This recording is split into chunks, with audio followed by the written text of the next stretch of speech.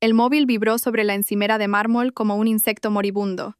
Su luz azul cortaba la oscuridad de nuestra cocina a las 2:47 de la madrugada. Debería haberlo dejado allí.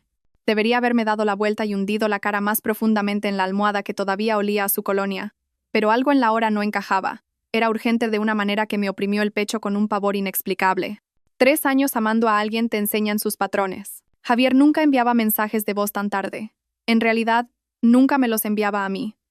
Prefería que sus palabras estuvieran cuidadosamente tecleadas, editadas, perfeccionadas antes de pulsar enviar.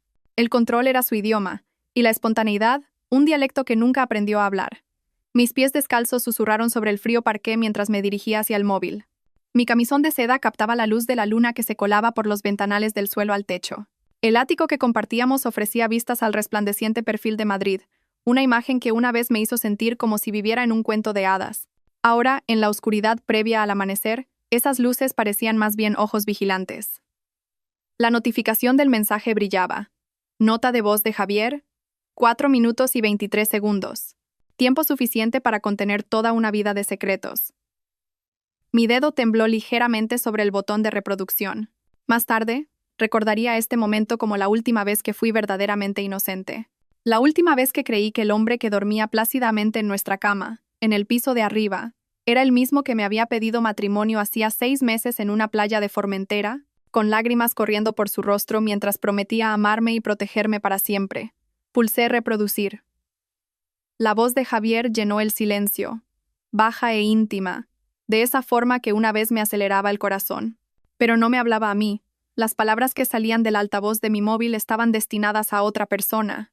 Alguien que, al parecer, había estado esperando esta actualización, este informe, esta confesión. Mamá está funcionando a la perfección. No tiene ni idea de lo que está pasando realmente. La boda es en 2 meses, y para entonces todo estará transferido. El fondo fiduciario, las propiedades, todo. ¿De verdad cree que la quiero? El móvil se me resbaló de los dedos entumecidos, golpeando el mármol con un sonido parecido al de huesos rompiéndose. Pero la voz de Javier continuó, flotando desde el suelo como un gas venenoso. Tenías razón sobre jugar a largo plazo. 3 años fingiendo ser el novio perfecto y está completamente bajo mi control. Y lo mejor es que está muy agradecida por mi paciencia con su ansiedad y su depresión. Si supiera que soy yo quien la está causando. Su risa, ese sonido cálido y profundo del que me había enamorado, ahora se sentía como agua helada en mis venas. Caí de rodillas en el suelo de la cocina, con las manos apretadas contra la boca para ahogar el sollozo que amenazaba con escapar. Arriba, podía oír el leve sonido de Javier moviéndose en nuestra cama, probablemente buscándome en sueños, manteniendo la ilusión incluso en la inconsciencia. La nota de voz continuaba. Cada palabra una nueva herida. El cambio de medicación fue una genialidad, mamá. Sustituir sus antidepresivos por placebos la ha vuelto mucho más dependiente de mí. Y las técnicas de por gaslighting porque me enseñaste, ahora cuestiona su propia memoria. A veces le muevo las llaves o le cambio las contraseñas y luego me muestro preocupado cuando no las encuentra. La semana pasada llegó a disculparse conmigo por estar tan olvidadiza últimamente. Mi cuerpo entero empezó a temblar mientras 3 años de recuerdos se barajaban como una baraja de cartas, revelando una imagen completamente diferente. Cada momento tierno, cada gesto de apoyo, cada vez que me había abrazado mientras yo lloraba por sentirme loca o rota, todo había sido calculado, orquestado, una actuación digna de un Goya. La herencia de su abuela es el verdadero premio, continuó la voz de Javier, ajena al hecho de que su audiencia prevista no era la única que escuchaba. 12 millones de euros, además de la finca en la Sierra de Madrid. Una vez que estemos casados, tendré acceso a todo. Entonces podremos preparar el accidente del que hablamos. Hacer que parezca que uno de sus episodios fue demasiado lejos. Todo el mundo ya piensa que es inestable. Me he asegurado de ello. La palabra accidente me golpeó como un puñetazo. Me doblé mi frente tocando el frío mármol mientras el alcance completo de su plan se cristalizaba en mi mente. No se trataba solo de dinero. Se trataba de mi vida. Tengo que admitir que hubo momentos en los que casi me sentí mal por ella. La voz de Javier adoptó un tono de falsa compasión. Es tan confiada, tan ansiosa por complacer, pero luego recuerdo por lo que estamos trabajando, y se vuelve más fácil. Además, cumplió su propósito. La boda será preciosa. El dinero de su abuela la pagará, lo cual es justicia poética, ¿no crees? Me obligué a incorporar-me a seguir escuchando, aunque cada instinto me gritaba que corriera. Necesitaba oírlo todo, cada detalle, cada confesión, porque en algún lugar bajo el shock y la devastación, algo más se estaba gestando. Algo frío, afilado e infinitamente más peligroso que la mujer con el corazón roto que había sido 60 segundos antes. Te llamaré mañana para ultimar los detalles del acuerdo prenupcial. No te preocupes, firmará lo que le ponga delante. Confía en mí por completo. Pobre Isabelita, no tiene ni idea de que su cuento de hadas está a punto de convertirse en su peor pesadilla. La nota de voz terminó con un suave pitido, dejándome sola en la oscuridad con el sonido de mi propia respiración entrecortada. Había dicho mi nombre como si fuera el remate de un chiste que solo él y su madre entendían. Permanecí en el suelo de la cocina durante lo que parecieron horas. Mi mente pasaba por la incredulidad, la devastación y, finalmente, se asentaba en algo mucho más útil: rabia. Pura rabia cristalina que quemó la niebla de manipulación y por gaslighting, porque había nublado mi juicio durante 3 años. Javier se creía muy listo. Pensó que había encontrado la víctima perfecta en la nieta afligida que había heredado más dinero del que sabía cómo manejar. Me había estudiado como un depredador estudia a su presa, aprendiendo mis debilidades, mis detonantes, mi desesperada necesidad de ser amada después de perder a la única familia que había conocido. Pero Javier había cometido un error crucial. Me había subestimado. Cuando finalmente me levanté, con las piernas firmes a pesar de todo lo que acababa de descubrir, vi mi reflejo en la ventana oscurecida. La mujer que me devolvía la mirada parecía diferente de alguna manera. Más vieja, más dura, más centrada. La chica rota y manipulada que Javier creía conocer había desaparecido. En su lugar había alguien a quien nunca había conocido. Alguien que no solo había heredado la fortuna de su abuela, sino también su inteligencia afilada como una navaja y su determinación implacable.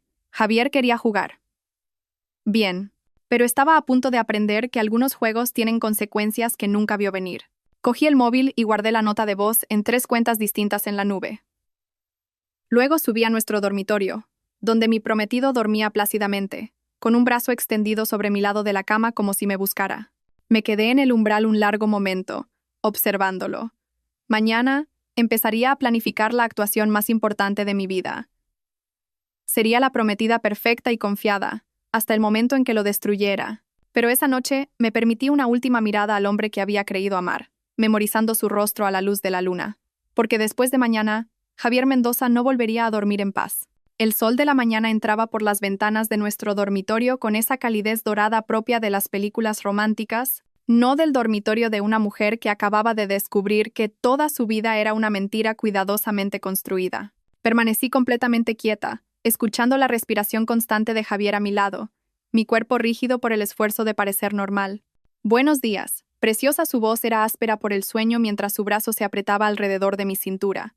El mismo brazo que me había abrazado innumerables veces mientras lloraba por sentirme perdida y rota. La misma mano que ahora trazaba círculos perezosos en mi hombro desnudo, había estado destruyendo sistemáticamente mi salud mental durante 3 años. Forcé mis labios en lo que esperaba que fuera una sonrisa somnolienta y me giré para mirarlo. El pelo oscuro de Javier estaba alborotado, sus ojos verdes suaves con lo que siempre había creído que era afecto genuino. Incluso ahora, sabiendo lo que sabía, podía entender por qué me había enamorado de él. Era devastadoramente guapo de esa manera natural que hacía que otras mujeres se quedaran mirándolo cuando entrábamos juntos en un restaurante. Buenos días, susurré, con la voz quebrándose ligeramente. Los ojos de Javier se agudizaron con lo que parecía preocupación. Me di cuenta de que estaba catalogando mi reacción, probablemente preguntándose si parecía más frágil de lo habitual, más dependiente. ¿Estás bien, cariño? Pareces un poco rara. Su pulgar rozó mi mejilla con una ternura practicada. ¿Tuviste otra de esas pesadillas? Las pesadillas, por supuesto.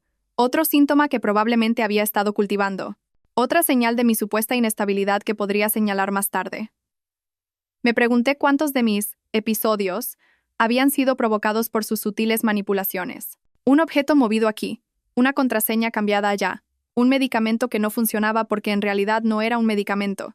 Estoy bien, dije, dejando que un pequeño temblor se colara en mi voz. Solo cansada. Creo que me levanté a por agua sobre las 3 y no pude volver a dormirme. La expresión de Javier cambió a una de suave preocupación, pero capté algo más parpadeando detrás de sus ojos. Satisfacción. Le complacía que tuviera problemas para dormir.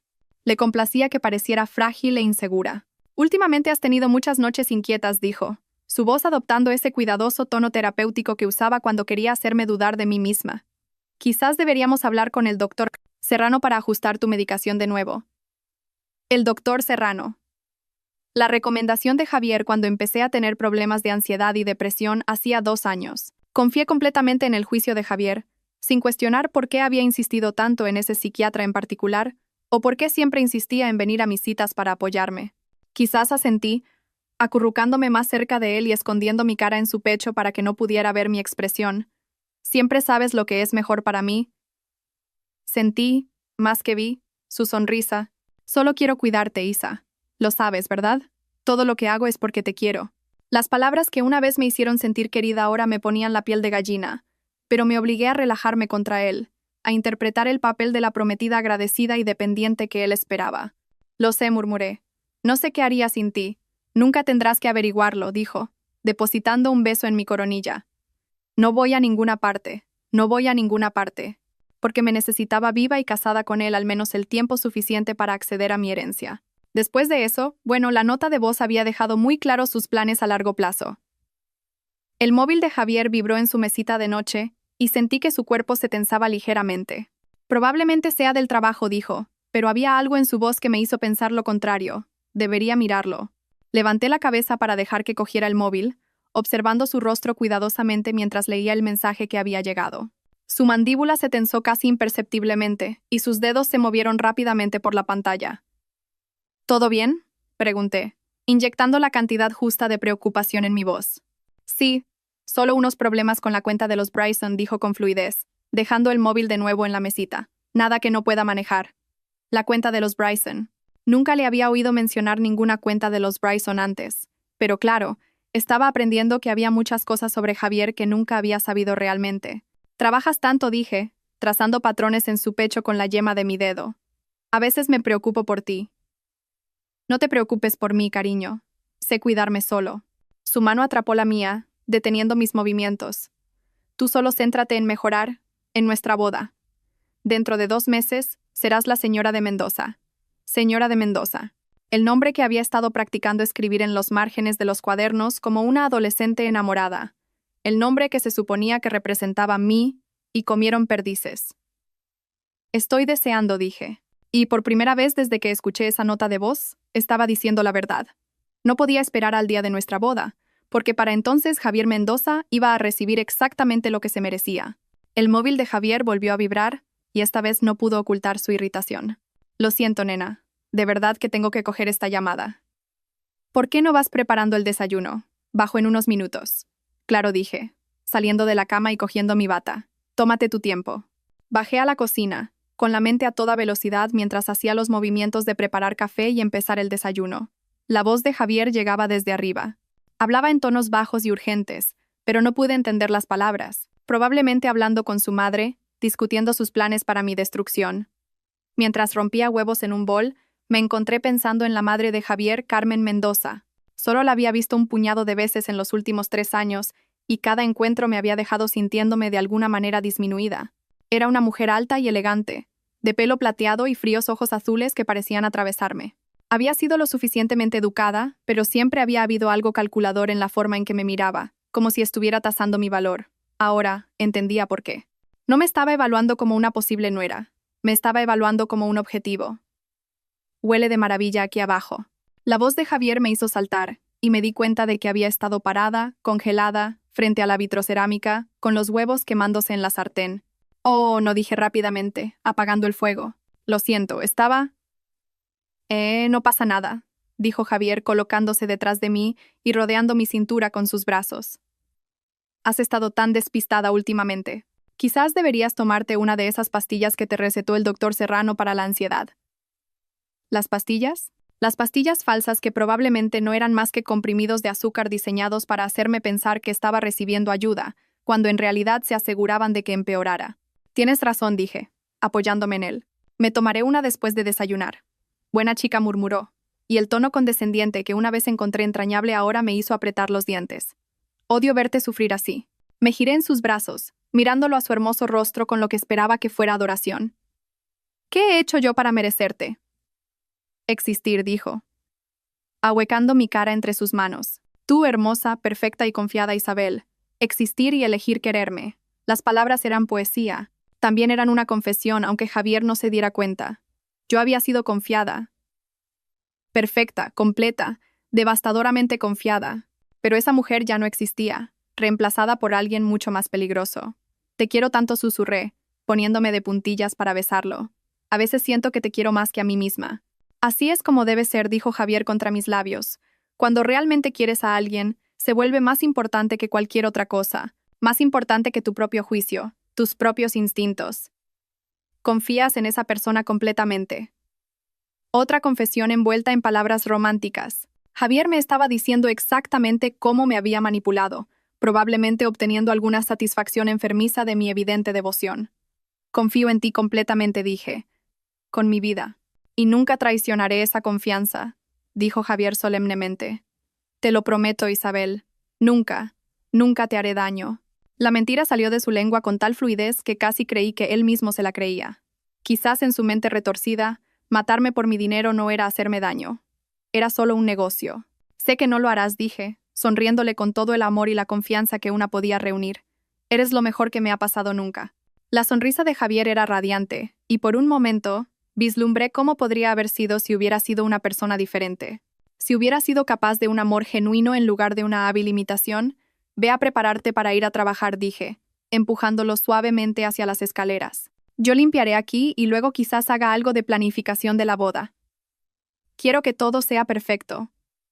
Lo será, dijo Javier, sus ojos brillando con una emoción que ahora reconocía como codicia en lugar de amor. Nuestra boda va a ser absolutamente perfecta. Mientras sus pasos desaparecían escaleras arriba, permití que mi máscara se deslizara por un momento. Mi reflejo en la ventana de la cocina mostraba a una mujer con ojos fríos y decididos, una mujer que Javier nunca había conocido y que nunca vería venir.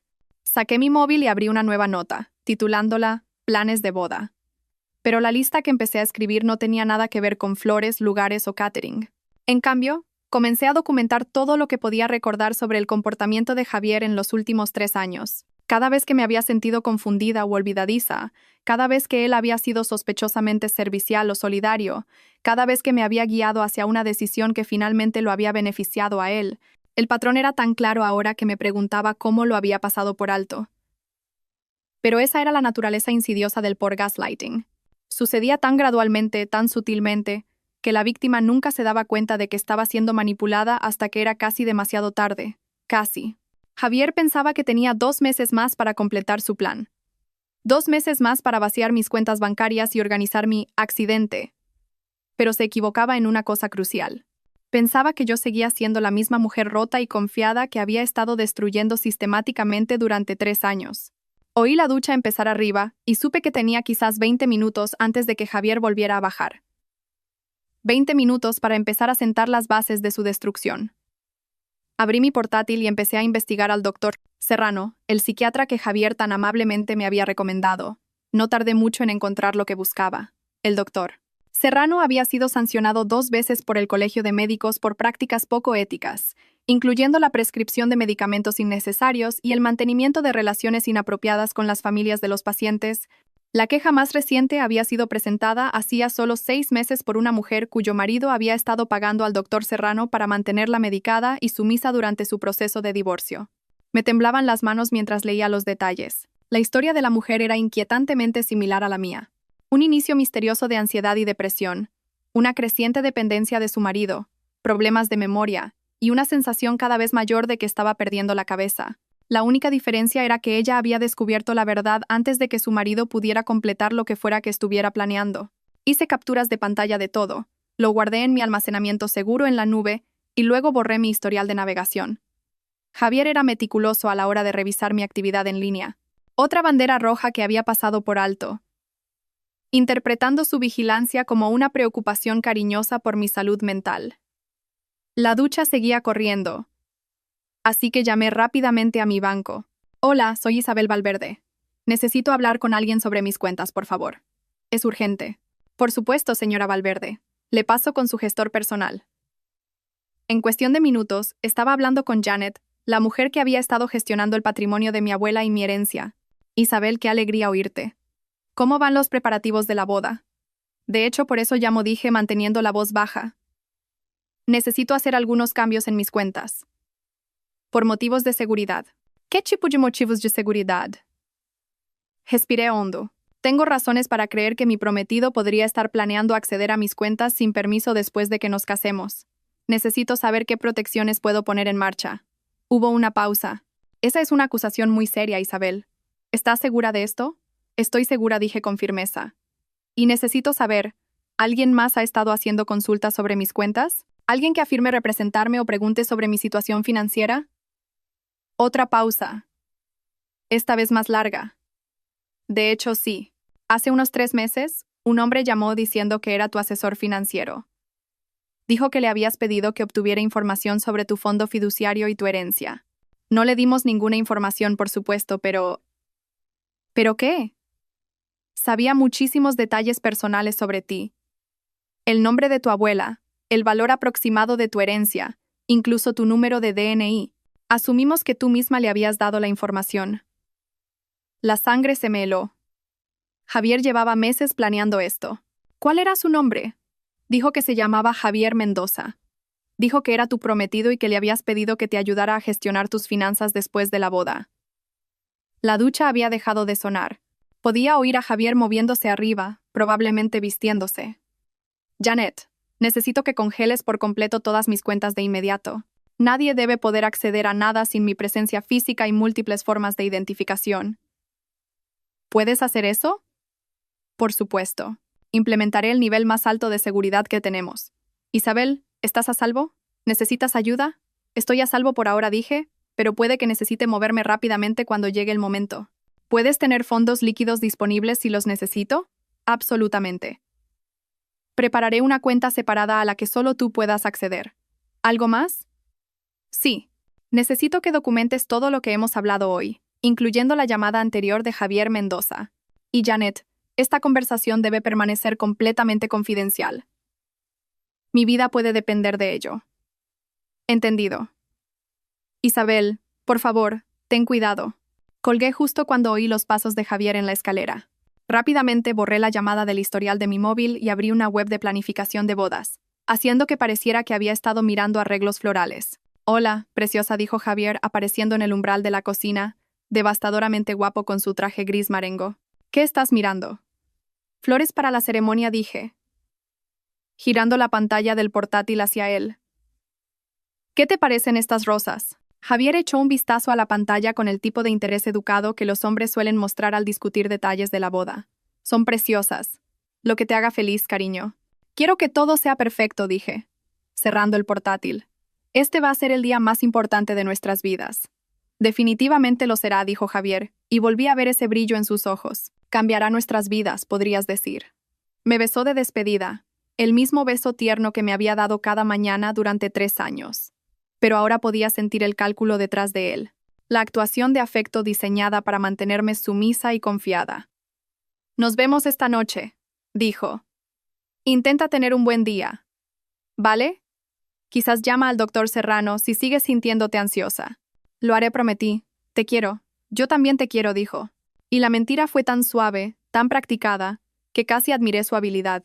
Después de que Javier se fuera, me senté en nuestra cocina durante un largo rato, mirando el perfil de la ciudad y pensando en la mujer que había sido hacía solo 12 horas. Esa mujer había estado planeando una boda, eligiendo flores, soñando con su futuro con el hombre que amaba.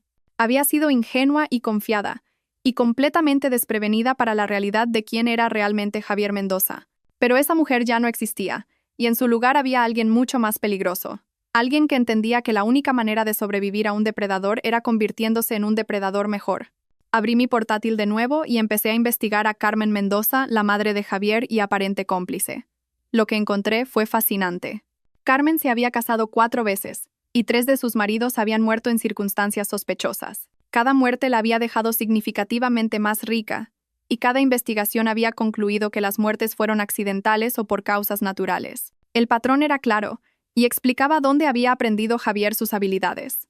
Carmen Mendoza era una viuda negra, y había entrenado a su hijo para que siguiera sus pasos.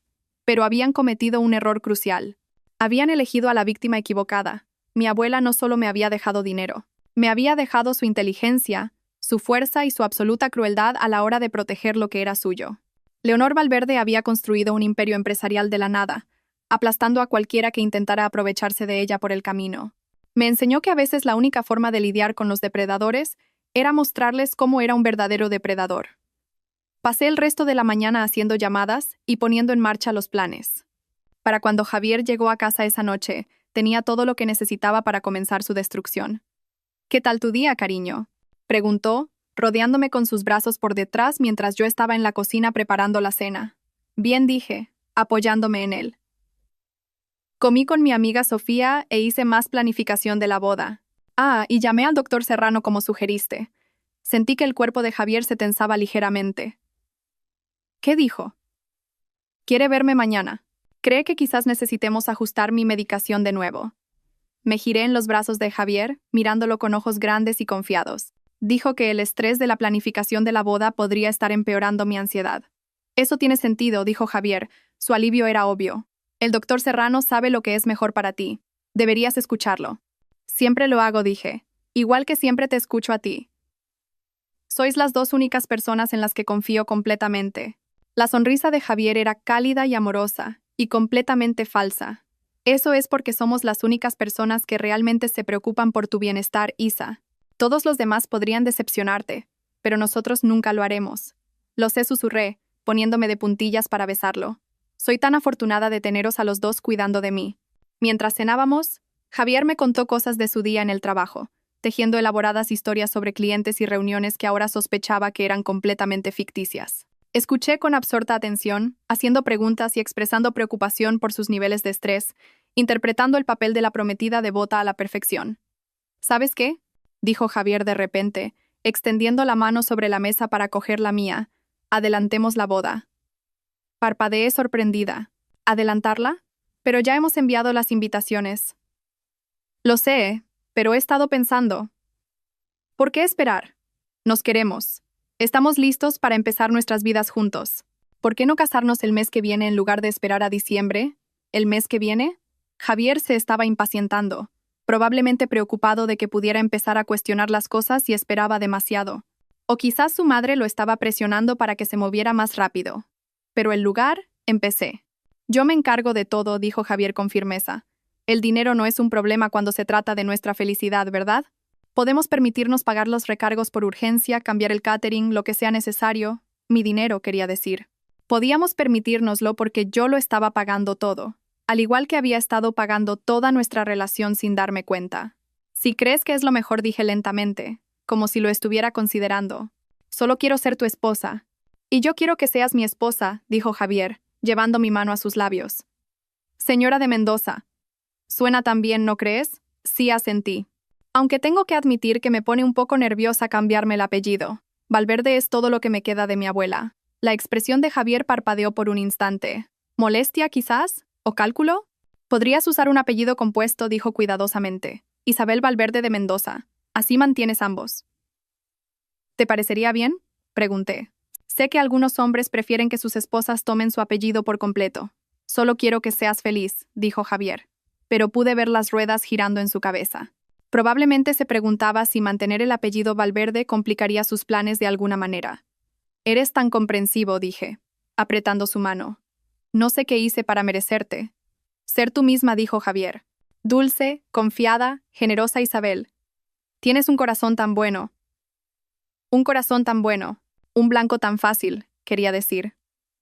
Esa noche, mientras Javier dormía a mi lado, permanecí despierta mirando al techo y ultimando mis planes. Mañana visitaría al doctor Serrano y confirmaría lo que ya sospechaba sobre mi medicación. Luego comenzaría el cuidadoso proceso de volver las propias armas de Javier en su contra. Quería jugar a juegos mentales. Bien, pero estaba a punto de aprender que algunos juegos tienen consecuencias que nunca vio venir. Pensé en mi abuela, en las historias que solía contarme sobre los despiadados negocios que había cerrado, los competidores que había destruido, la gente que la había subestimado por ser mujer. Leonor Valverde nunca dejó que nadie se aprovechara de ella, y me había criado para ser igual de fuerte. Javier pensaba que se iba a casar con una mujer débil y rota que sería fácil de controlar y finalmente eliminar. En cambio, estaba a punto de casarse con su propia destrucción. La ironía era casi poética. La consulta del doctor Serrano era exactamente lo que esperaba. Muebles de cuero y diplomas en las paredes, diseñados para proyectar autoridad y confianza. Llevaba 2 años viniendo aquí, sentada en la misma silla, confiando a este hombre mi salud mental mientras él la destruía sistemáticamente.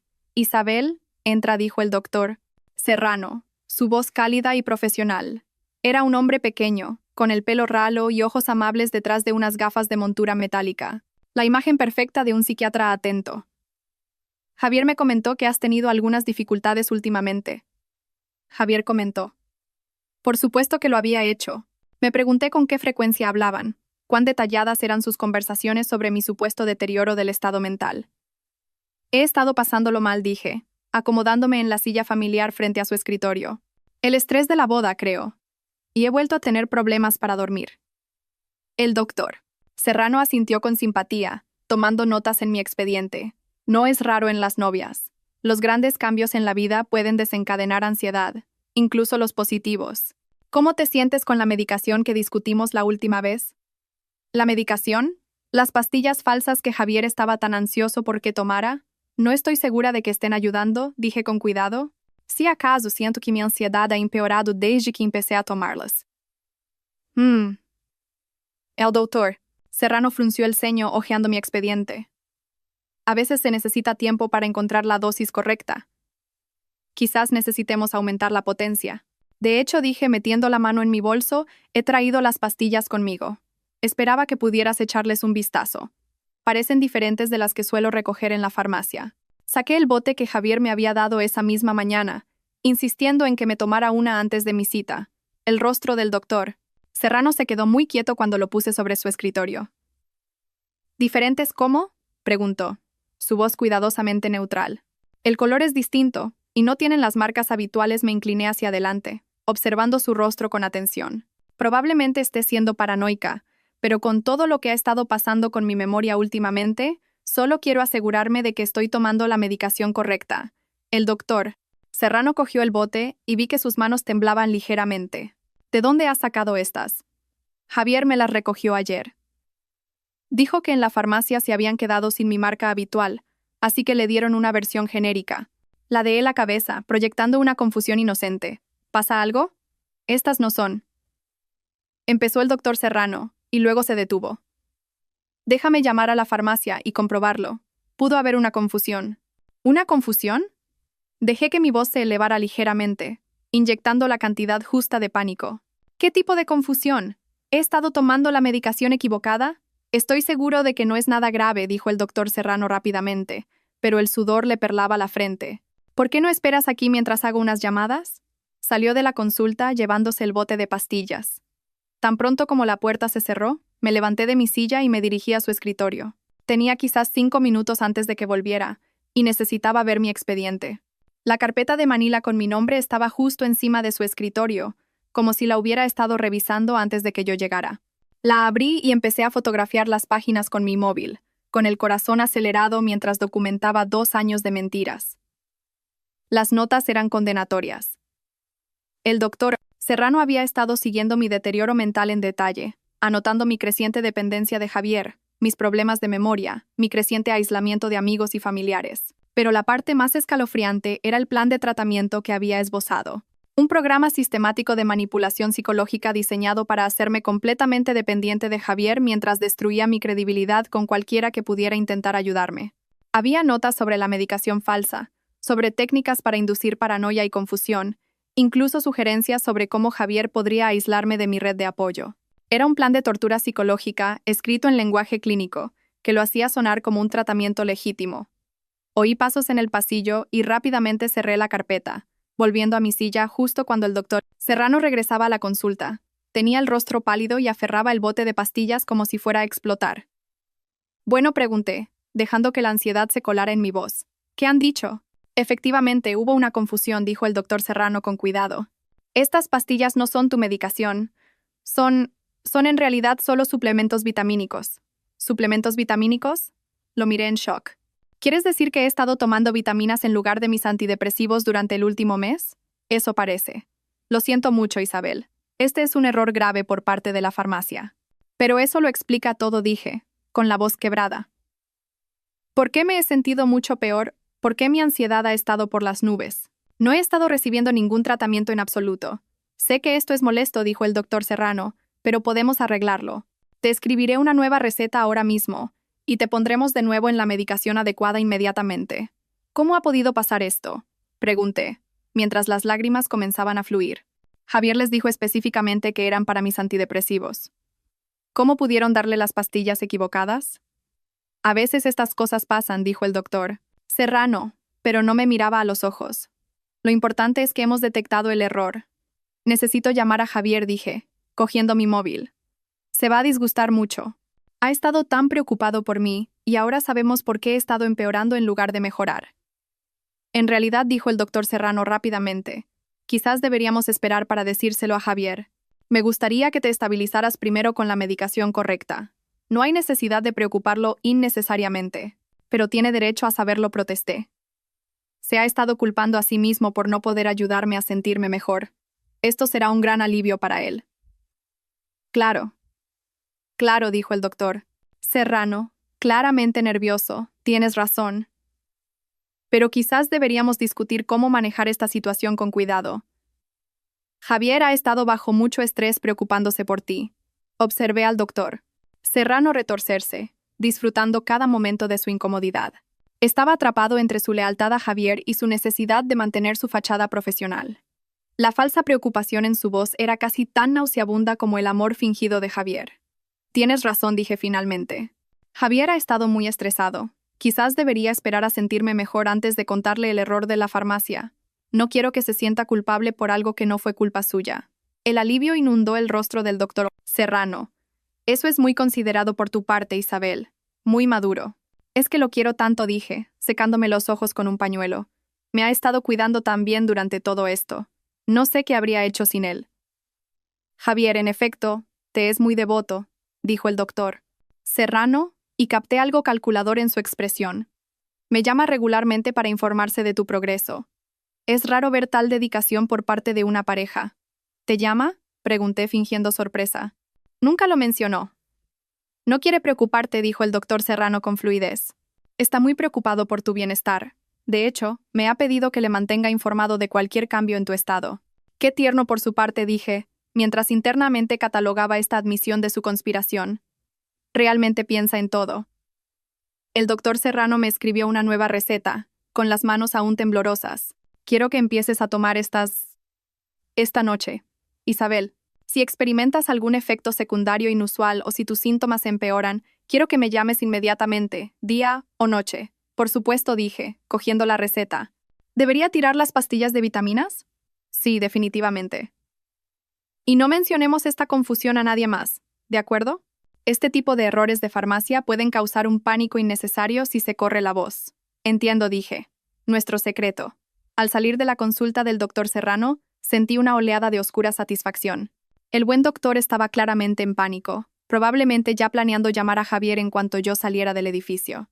Se esforzarían por averiguar cómo sus planes cuidadosamente trazados habían sido expuestos, sin sospechar nunca que yo estaba 3 pasos por delante de ellos. Conduje directamente a un laboratorio privado al otro lado de la ciudad, uno especializado en análisis farmacéuticos. En 1 hora, tuve la confirmación de lo que ya sabía. Las pastillas que Javier me había estado dando no eran más que comprimidos de lactosa, completamente inertes y diseñados para no hacer absolutamente nada por mis supuestos problemas de salud mental. Pero la nueva receta del doctor Serrano era aún más interesante. Las pastillas que acababa de recetarme eran en realidad un potente sedante, algo que me habría dejado somnolienta, confundida y altamente sugestionable. Si las hubiera tomado, habría estado completamente a merced de Javier en cuestión de días. Pagué por un procesamiento urgente de los resultados del laboratorio y pedí varias copias del análisis. Luego conduje hasta el despacho de mi abogada. Marta Soler había sido la abogada de mi abuela durante 30 años y se había encargado de la transferencia del patrimonio cuando Leonor murió. Era una mujer aguda de unos 60 años, con el pelo plateado y ojos de halcón. Si alguien podía ayudarme a navegar las implicaciones legales de lo que había descubierto, era Marta. Isabel dijo, levantándose de detrás de su enorme escritorio de caoba cuando me hicieron pasar a su oficina. ¡Qué placer inesperado! ¿Cómo van los preparativos de la boda? De hecho, por eso estoy aquí, dije, sentándome en la silla frente a ella. Necesito tu ayuda con algo muy serio. La expresión de Marta se agudizó mientras le exponía todo lo que había descubierto. La nota de voz, la medicación falsa, la implicación del doctor Serrano, los planes de Javier para mi herencia y mi vida. Le mostré los resultados del laboratorio, las fotos de mi expediente médico, la documentación de mi banco, sobre las consultas de Javier a mis cuentas. Cuando terminé, Marta permaneció en silencio un largo momento, con los dedos entrelazados frente a su rostro. Esto es intento de asesinato, dijo finalmente. Conspiración para cometer fraude, negligencia médica. Posiblemente crimen organizado si esto forma parte de un patrón más amplio. Isabel, tienes que ir a la policía inmediatamente. No dije con firmeza. Todavía no. ¿Qué quieres decir con que todavía no? Este hombre está planeando matarte. Está planeando matar a la mujer débil y rota que cree que soy corregí. Pero esa mujer ya no existe. Y quiero que pague por algo más que sus planes. Quiero que pague por lo que ya me ha hecho. Marta se reclinó en su silla, estudiándome con un nuevo interés. ¿Qué propones exactamente? Quiero destruirlo por completo. Su reputación, sus finanzas, su libertad, su futuro. Quiero que lo pierda todo, igual que él planeaba quitármelo todo a mí. La venganza es un juego peligroso, Isabel. También lo es el intento de asesinato, repliqué. Javier cree que está jugando al ajedrez con una niña. No tiene ni idea de que en realidad está jugando con alguien que aprendió estrategia de Leonor Valverde. Una lenta sonrisa se extendió por el rostro de Marta. Tu abuela estaría orgullosa. Ella tampoco dejó nunca que nadie se aprovechara de ella. Entonces, ¿me ayudarás? Te ayudaré, dijo Marta. Pero lo haremos con cuidado, metódicamente y legalmente. Cuando terminemos, Javier Mendoza no solo estará en la cárcel. Estará completamente destruido, y todo será por su propia culpa. Pasamos las siguientes 2 horas planeando mi contraataque. Marta reuniría pruebas discretamente y prepararía los documentos legales mientras yo continuaba interpretando el papel de la prometida desprevenida. Dejaríamos que Javier cavara su propia tumba más profundamente antes de enterrarlo en ella. Una cosa más, dijo Marta mientras me preparaba para irme. Mencionaste que la madre de Javier tiene un historial de muertes sospechosas de sus maridos. Creo que deberíamos investigar eso también. Si podemos establecer un patrón de comportamiento, fortalecerá nuestro caso considerablemente. Ya estoy en ello, dije, sacando mi móvil para mostrarle la investigación que había recopilado. Carmen Mendoza es una viuda negra, y entrenó bien a su hijo, pero esta vez eligieron a la víctima equivocada. Ciertamente lo hicieron, dijo Marta. Ten cuidado, Isabel. Hasta que estemos listos para actuar, sigues en peligro. Javier no sabe que has descubierto sus planes, pero si sospecha... No sospechará, dije con confianza. Voy a ser la prometida perfecta y confiada hasta el momento en que lo destruya. Mientras conducía a casa, sentí una extraña sensación de calma. Por primera vez en 3 años, sabía exactamente quién era y de qué era capaz. Javier había intentado romperme, hacerme débil, dependiente y fácil de controlar. En cambio, había despertado algo en mí para lo que él no estaba preparado en absoluto. Mi móvil vibró con un mensaje de Javier. ¿Qué tal tu cita, cariño? El doctor Serrano dijo que parecías disgustada cuando te fuiste. Por supuesto, el doctor Serrano ya lo había llamado. Probablemente estaban en modo de pánico total, tratando de averiguar cómo manejar la confusión de la farmacia sin exponer su conspiración. Respondí. Mucho mejor ahora. El doctor Serrano descubrió qué pasaba con mi medicación. Debería empezar a sentirme mejor pronto. La respuesta de Javier fue inmediata. ¡Qué maravillosa noticia! Estoy deseando que me lo cuentes todo. He reservado para cenar en el Mirador Real esta noche para celebrarlo. El Mirador Real, el restaurante más caro de la ciudad y la elección predilecta de Javier cada vez que quería hacer un gran gesto. Probablemente planeaba proponer adelantar aún más la boda, o quizás quería discutir nuestros planes de luna de miel. De cualquier manera, se sentía claramente confiado en su capacidad para manipular la situación. Perfecto, respondí. Te quiero mucho. Yo también te quiero, preciosa. Nos vemos esta noche. Mientras entraba en el garaje de nuestro edificio, vi mi reflejo en el espejo retrovisor. La mujer que me devolvía la mirada tenía la misma cara que la chica ingenua que se había enamorado de Javier Mendoza hacía 3 años, pero sus ojos eran completamente diferentes. Eran los ojos de mi abuela, agudos, calculadores y absolutamente despiadados a la hora de proteger lo que era mío. Javier quería jugar con mi vida. Bien, pero estaba a punto de aprender que algunos juegos tienen consecuencias que nunca vio venir. Esta noche sería la prometida perfecta. Sonreiría, reiría, y me colgaría de cada una de sus palabras, como había hecho durante 3 años. Pero debajo de la actuación, estaría observando, planeando, preparándome para el momento en que le mostraría a Javier Mendoza exactamente lo que le sucede a los depredadores que subestiman a su presa. La caza estaba a punto de comenzar, y esta vez yo era la que ponía la trampa. El mirador real bullía con la elegancia silenciosa del dinero antiguo y las conversaciones susurradas. Candelabros de cristal arrojaban una luz cálida sobre mesas cubiertas con manteles de lino blanco impoluto, mientras una suave música de piano proporcionaba el telón de fondo perfecto para cenas íntimas y conversaciones que cambiaban vidas. Era exactamente el tipo de lugar donde a Javier le gustaba que lo vieran. Sofisticado, caro y lleno de gente que podría ser testigo de su actuación como el prometido devoto. Había elegido mi atuendo con cuidado. Un vestido azul medianoche que se ceñía a mis curvas sin ser demasiado revelador, combinado con los pendientes de diamantes que Javier me había regalado por mi cumpleaños. Parecía la novia perfecta de la alta sociedad, pulcra, elegante y completamente bajo su control. Javier ya estaba sentado cuando llegué, devastadoramente guapo con su traje de color carbón. Se levantó cuando el pormaitre me condujo a nuestra mesa, con una sonrisa cálida y amorosa mientras me apartaba la silla. «Estás absolutamente deslumbrante», dijo, dándome un beso en la mejilla mientras me sentaba. «Ese vestido te queda perfecto». «Gracias», dije, dejando que un ligero rubor coloreara mis mejillas. «Quería estar especial esta noche. Dijiste que estábamos celebrando». «Lo estamos», dijo Javier, acomodándose de nuevo en su silla. Sus ojos brillaban de emoción, y casi podía ver las ruedas girando en su cabeza. «Tengo una noticia maravillosa que compartir contigo». El camarero apareció con cava. Un gramona, naturalmente. Javier nunca hacía nada a medias cuando intentaba impresionarme. O más bien, cuando intentaba manipularme para que cumpliera.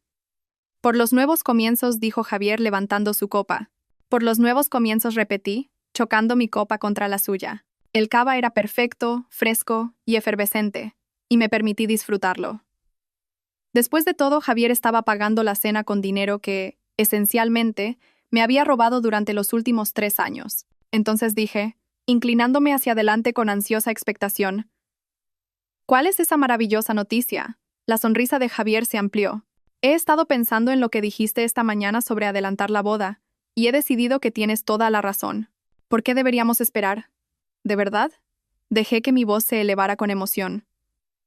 «¿Lo dices en serio?» «Lo digo en serio», dijo Javier, extendiendo la mano sobre la mesa para coger la mía. «De hecho, ya he hecho algunas llamadas. Podemos celebrar la ceremonia dentro de 3 semanas. El sábado, si quieres». ¿3 semanas? Javier estaba presionando de verdad ahora. Probablemente bajo la presión de su madre para acelerar su cronograma. Me pregunté qué los había asustado. Quizás estaban preocupados de que estuviera empezando a hacer demasiadas preguntas. O quizás tenían deudas que debían pagarse antes de lo esperado. 3 semanas, dije, con la voz entrecortada por una aparente alegría. «Pero es tan pronto. ¿Realmente podemos organizarlo todo tan rápido?» «El dinero manda», cariño, dijo Javier apretando mi mano. «Ya he hablado con el lugar, el catering, el florista. Todos están dispuestos a acomodarnos por el precio adecuado». «¿Mi dinero?» quería decir. Todos estaban dispuestos a acomodarnos por la cantidad adecuada de mi dinero.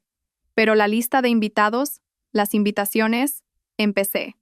«¿Ya está solucionado?», dijo Javier con fluidez. Me tomé la libertad de llamar personalmente a todos en nuestra lista.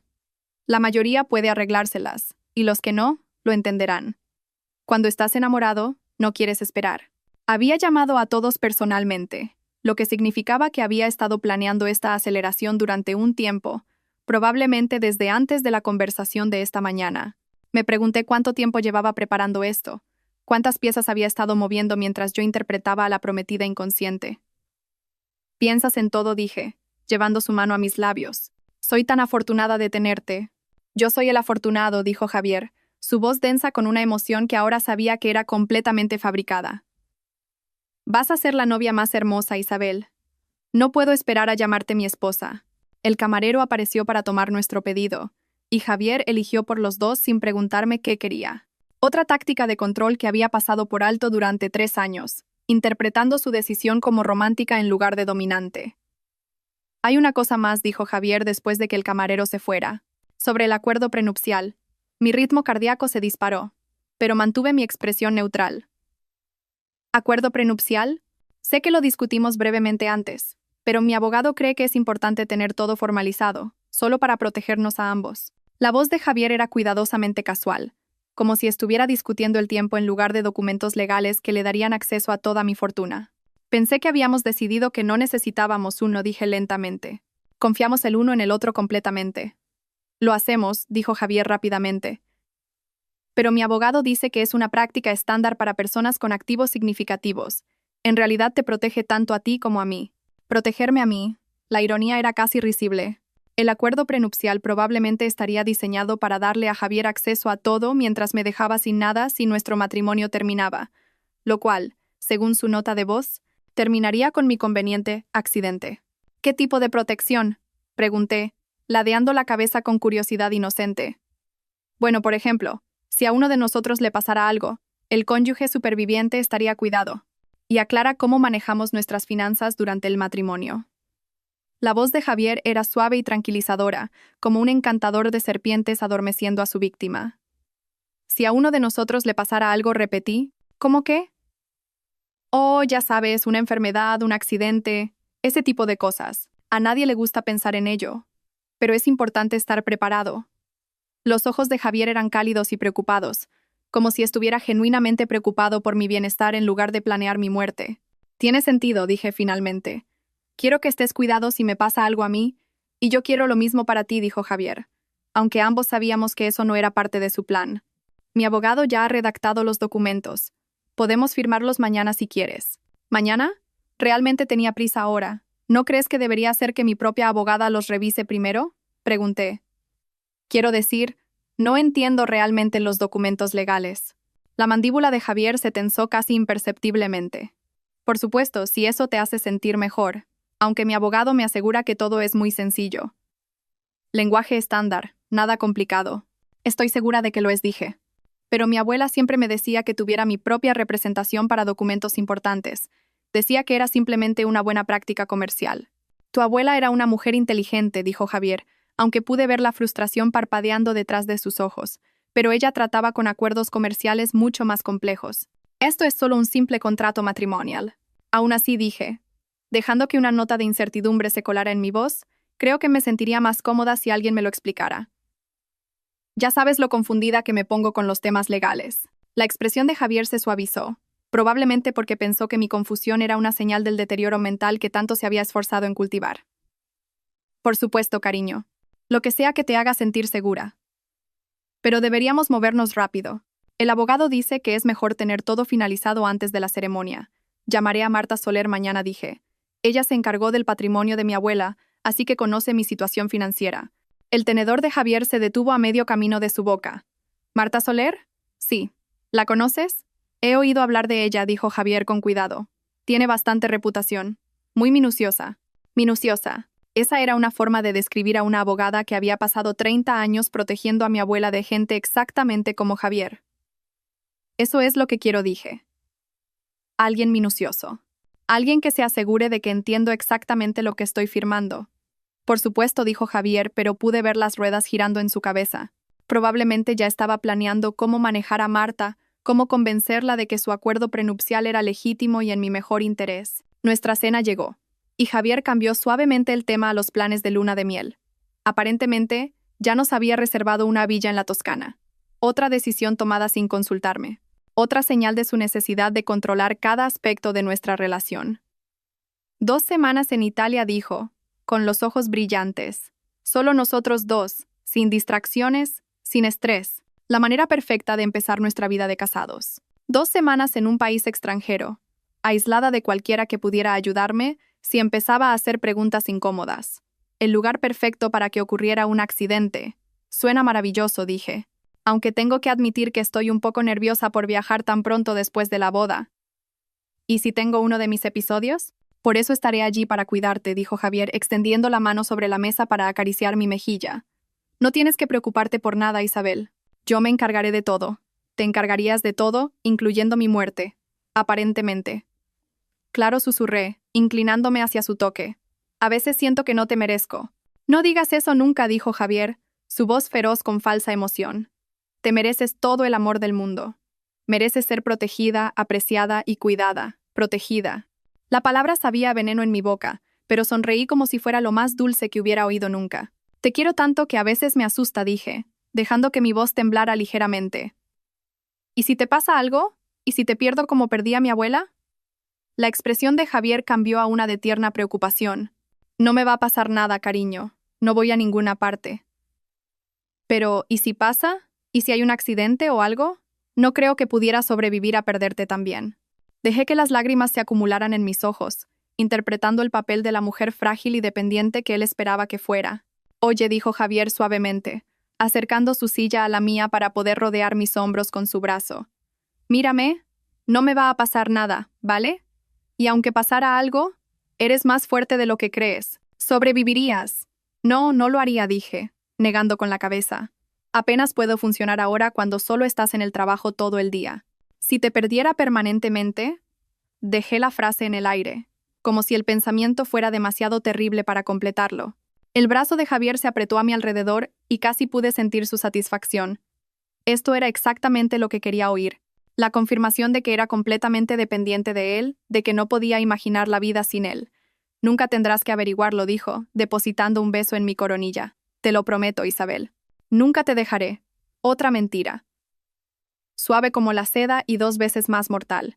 A veces pienso en qué pasaría si yo muriera primero, dije en voz baja. Sé que es morboso, pero con mi ansiedad y depresión empeorando. No hables así, dijo Javier bruscamente, y luego suavizó inmediatamente su tono.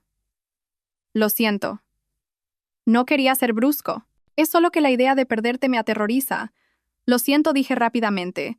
Sé que no debería pensar en cosas tan oscuras. Es solo que el doctor Serrano dijo que mi condición podría empeorar antes de mejorar, y a veces me preocupo. ¿Qué dijo exactamente el doctor Serrano?, preguntó Javier, su voz cuidadosamente neutral. Solo que la depresión severa a veces puede llevar a que la gente se haga daño a sí misma, dije, bajando la voz a un susurro. Dijo que necesito tener mucho cuidado, especialmente con el estrés de la boda.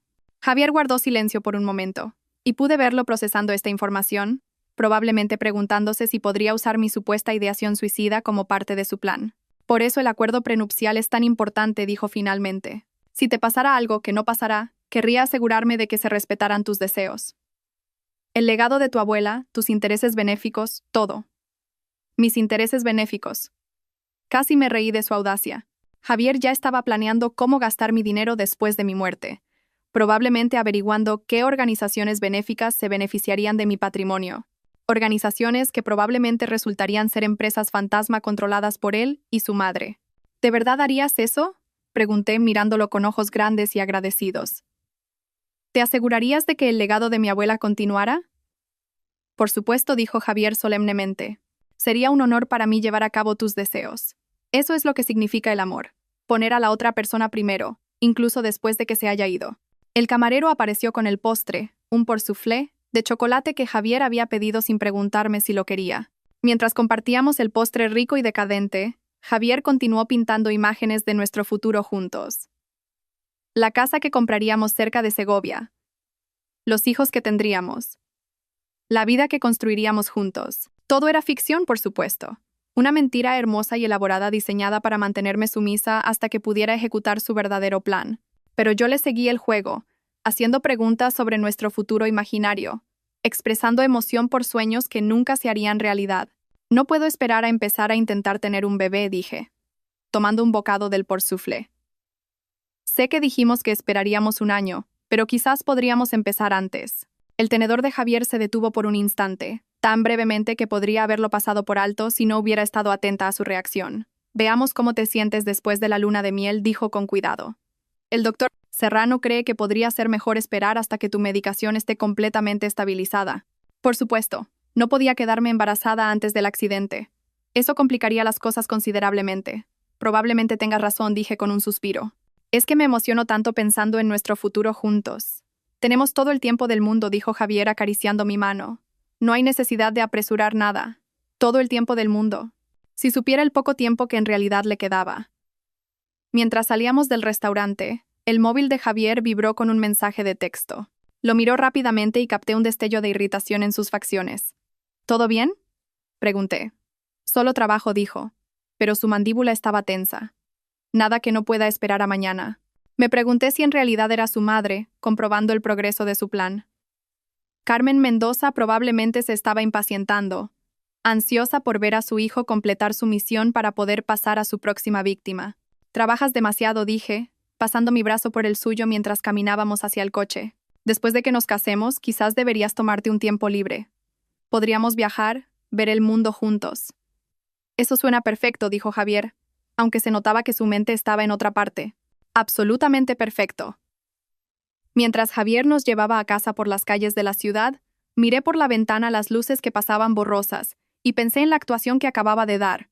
3 horas interpretando a la víctima perfecta, al objetivo ideal, a la mujer que Javier creía conocer también. Pero debajo del acto, había estado recopilando información, confirmando sospechas y sentando las bases para su destrucción. Cada palabra que había pronunciado esa noche había sido otro clavo en su ataúd, otra pieza de evidencia que aseguraría su completa caída. «¿En qué piensas?», dijo Javier mirándome mientras nos deteníamos en un semáforo en rojo. «Solo en lo afortunada que soy», dije, girándome para sonreírle. «Dentro de 3 semanas seré tu esposa. Parece un sueño. El mejor sueño que ninguno de los dos ha tenido nunca», dijo Javier, llevando mi mano a sus labios. Si supiera que su sueño estaba a punto de convertirse en su peor pesadilla. Mientras entrábamos en el garaje de nuestro edificio, vi una berlina negra que nos había estado siguiendo desde que salimos del restaurante. Aparcó en una plaza a varias filas de distancia, y observé por el espejo lateral cómo una mujer salía, alta, elegante, con el pelo plateado que captaba las luces fluorescentes. Carmen Mendoza, la madre de Javier y cómplice, aparentemente vigilando nuestra salida nocturna. «Javier», dije suavemente. «¿No es esa tu madre?». La cabeza de Javier giró bruscamente, y vi su rostro palidecer al ver a Carmen caminando hacia el ascensor. «¿Qué está haciendo aquí?», pregunté, inyectando confusión y preocupación en mi voz. «No tengo ni idea», dijo Javier, pero sus manos apretaban el volante con tanta fuerza que sus nudillos estaban blancos. No mencionó nada de que vendría. «¿Deberíamos ir a saludar?», pregunté inocentemente. «No», dijo Javier rápidamente. «Probablemente podría estar enfadada por algo. Ya sabes cómo se pone. Es mejor que hable yo solo con ella primero». «Claro», dije, aunque por dentro sonreía. La aparición inesperada de Carmen había desconcertado claramente a Javier, lo que significaba que su plan no iba tan bien como esperaban. Subimos en el ascensor hasta nuestro ático en silencio. La tensión de Javier irradiaba de él en oleadas. Tan pronto como entramos en nuestro apartamento, sonó su móvil. «Es mi madre», dijo, mirando la pantalla. «Debería cogerlo». «Por supuesto», dije. «Yo iré preparándome para dormir». Me dirigí a nuestro dormitorio, pero dejé la puerta entreabierta para poder oír la parte de la conversación de Javier. «¿Qué estás haciendo aquí?», dijo, su voz baja y urgente. «Acordamos que no vendrías al apartamento». Hubo una pausa mientras Carmen respondía. «No, todo fue bien. No sospecha nada». Otra pausa. «Sí». Le hablé del acuerdo prenupcial. «Quiere que su propia abogada lo revise». Sonreí al oír la frustración en la voz de Javier. Carmen claramente no estaba contenta con este desarrollo. «Marta Soler», dijo Javier. Lo sé. Tendremos que ser más cuidadosos». Más cuidadosos. No tenían ni idea de lo cuidadosos que iban a tener que ser. 3 semanas, continuó Javier. «Sí, estoy seguro de que podemos hacerlo funcionar. La luna de miel ya está reservada. La luna de miel donde se suponía que ocurriría mi accidente». «Tengo que irme», dijo Javier de repente. «Sospechará si estoy demasiado tiempo al teléfono». Rápidamente me alejé de la puerta y empecé a desvestirme, asegurándome de que pareciera que había estado concentrada en mi rutina de acostarme cuando Javier entró en el dormitorio. «¿Todo bien?», pregunté mientras se aflojaba la corbata. «Bien», dijo Javier, pero su sonrisa era forzada. «Solo un drama familiar. Ya sabes cómo son las madres». «¿Hay algo que pueda hacer para ayudar?», pregunté, colocándome detrás de él y comenzando a masajearle los hombros. «Pareces tenso». «Solo el estrés de la boda», dijo Javier, inclinándose hacia mi tacto. «Todo estará bien una vez que estemos casados». «Eso espero», dije suavemente. «Quiero que el día de nuestra boda sea perfecto». «Lo será», dijo Javier girándose en mis brazos para mirarme. «Te lo prometo, Isabel». «El día de nuestra boda será absolutamente perfecto». Mientras me besaba, me pregunté si podía saborear la mentira en sus labios. Porque el día de nuestra boda sería, en efecto, perfecto, solo que no de la manera que él esperaba. Sería el día en que el mundo cuidadosamente construido de Javier Mendoza se derrumbaría a su alrededor. El día en que aprendería que algunas presas contraatacan, y el día en que descubriría que la nieta de Leonor Valverde era mucho más peligrosa de lo que jamás había imaginado. A la mañana siguiente me desperté y Javier ya se había ido.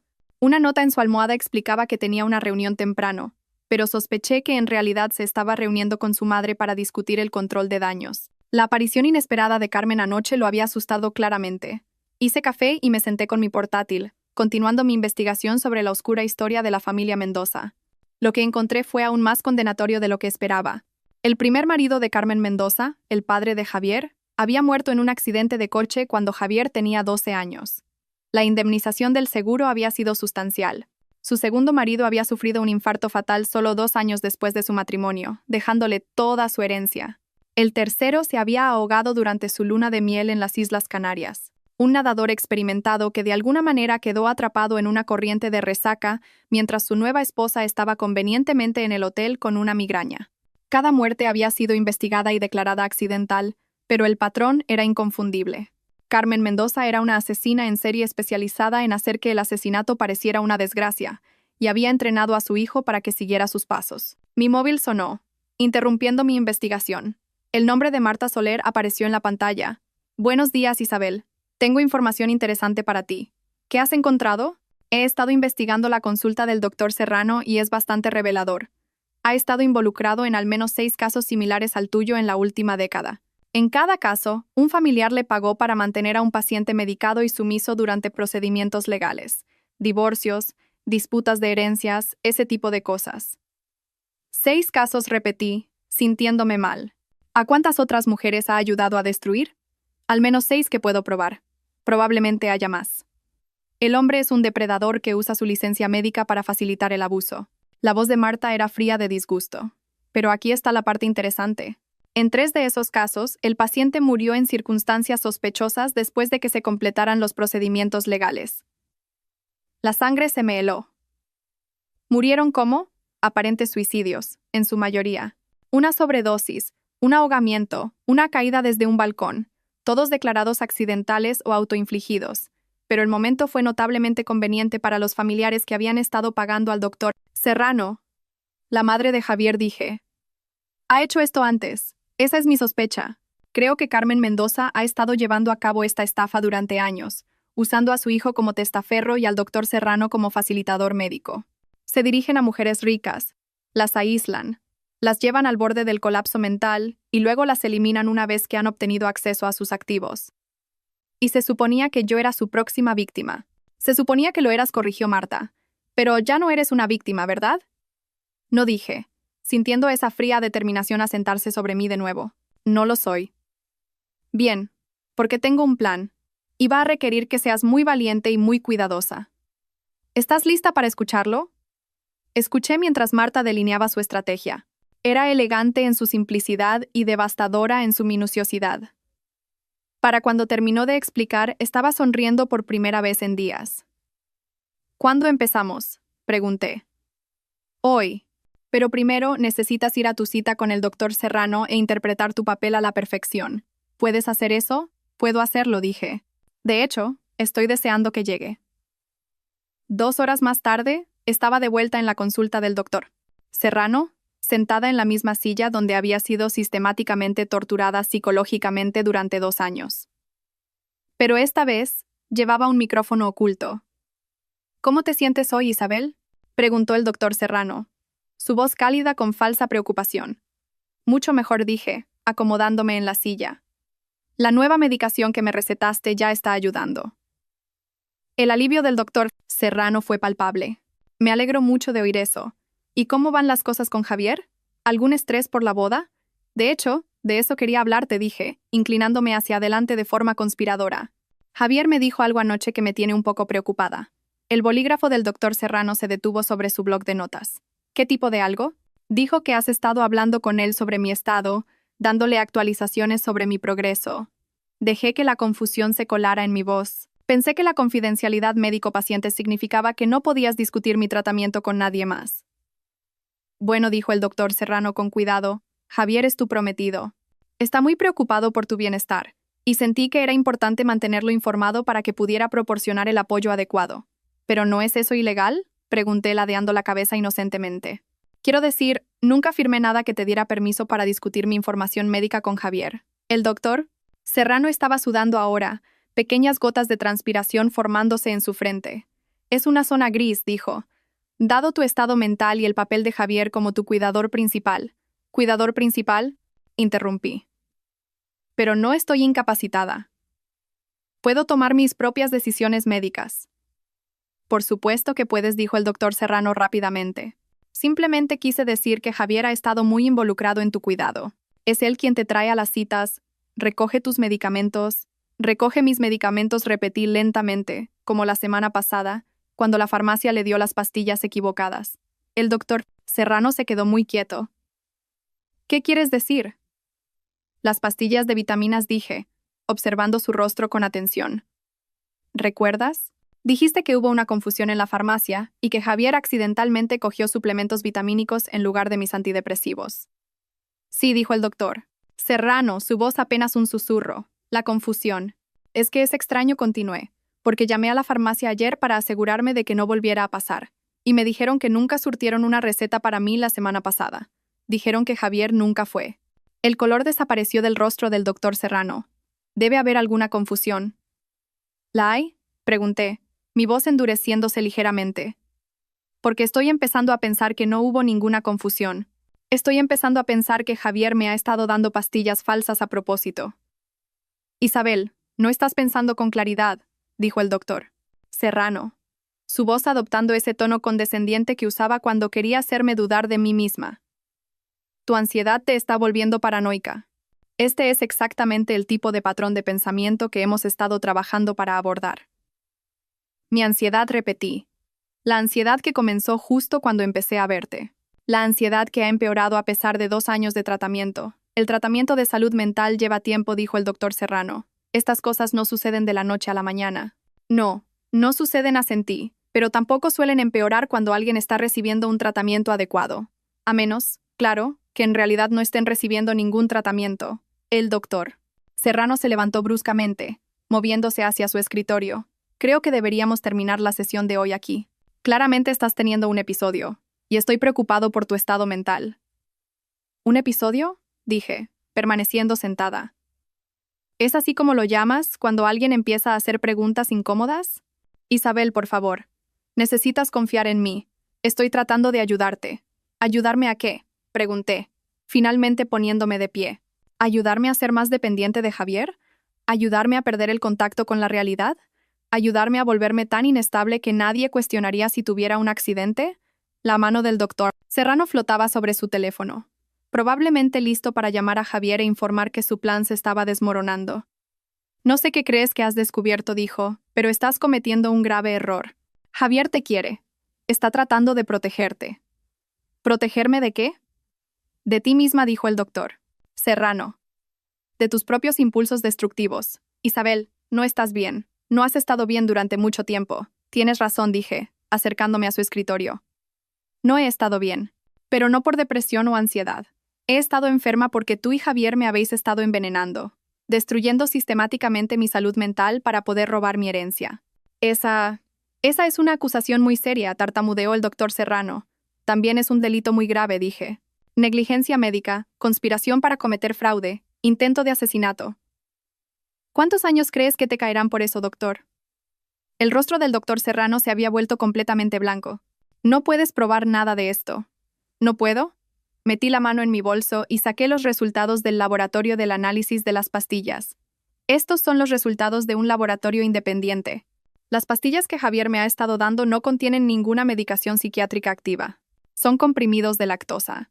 El doctor Serrano miró los papeles como si fueran una sentencia de muerte, lo cual, en cierto modo, lo eran. Y estas, continué, sacando copias impresas de las fotos de mi expediente médico, son tus propias notas documentando tu manipulación psicológica sistemática hacia mí. Un registro muy minucioso, doctor. La fiscalía apreciará tu atención al detalle. ¿De dónde has sacado eso? Susurró el doctor Serrano. De tu escritorio. Ayer, mientras estabas fuera de la habitación entrando en pánico por las pastillas falsas, sonreí fríamente. Deberías guardar tus archivos bajo llave con más seguridad. El doctor Serrano se hundió en su silla, con el rostro gris por el shock. ¿Qué quieres? Quiero que llames a Javier, dije. Ahora mismo, dile que estoy teniendo un colapso total. Dile que me estoy volviendo paranoica y delirante, que estoy empezando a cuestionarlo todo. Dile que te preocupa que pueda hacerme daño a mí misma. ¿Por qué querrías que hiciera eso? Porque quiero que Javier piense que su plan está funcionando a la perfección. Quiero que crea que estoy exactamente donde él me quiere. Rota, aislada y lista para mi accidente final. El doctor Serrano me miró con creciente horror. Estás tendiendo una trampa. Estoy terminando lo que Javier empezó, corregí. Quería jugar a juegos mentales conmigo. Bien. Pero está a punto de aprender que algunos juegos tienen consecuencias que nunca vio venir. No lo haré, dijo el doctor Serrano, aunque su voz carecía de convicción. Sí, lo harás, dije tranquilamente, porque si no lo haces, iré directamente a la policía con todas estas pruebas. Y luego llamaré al colegio de médicos, al fiscal del distrito y a todos los periodistas de la ciudad que puedan estar interesados en una historia sobre un psiquiatra que ayuda a hombres ricos a asesinar a sus esposas. ¿Y si hago lo que me pides? Si haces lo que te pido, podrías tener la oportunidad de llegar a un acuerdo con la fiscalía. Testifica contra Javier y su madre, y quizás solo pases 10 años en prisión en lugar de toda la vida. El doctor Serrano guardó silencio un largo momento, sopesando sus opciones. Finalmente, cogió su teléfono. ¿Qué quieres que diga exactamente? Sonreí, sintiendo una oleada de oscura satisfacción. Dile que estoy empeorando. Dile que la medicación no funciona, que me estoy volviendo cada vez más inestable. Dile que te preocupa que pueda hacer algo drástico. El doctor Serrano marcó el número de Javier con los dedos temblorosos. Escuché mientras interpretaba su papel, su voz perfectamente calibrada para sonar preocupada y profesional. Javier, soy el doctor Serrano. Te llamo por Isabel. Sí, me temo que su estado se está deteriorando rápidamente. Se está volviendo paranoica, haciendo acusaciones descabelladas. Estoy muy preocupado por su estado mental. Sí, creo que deberías venir a buscarla inmediatamente. No, no creo que deba estar sola ahora mismo. Cuando colgó, el doctor Serrano me miró con algo parecido al respeto. Está de camino. Perfecto, dije. Ahora, esto es lo que va a pasar a continuación. Pasé los siguientes 10 minutos explicando exactamente cómo se desarrollaría el resto del día. El doctor Serrano continuaría interpretando su papel. Javier correría a mi rescate y yo daría la actuación de mi vida como la mujer rota y desesperada que ellos pensaban que era. ¿Y si me niego a cooperar?, preguntó el doctor Serrano. Entonces descubrirás lo que se siente al estar en el lado receptor de una destrucción sistemática, dije. Tengo suficientes pruebas para destruir tu carrera, tu libertad y tu vida.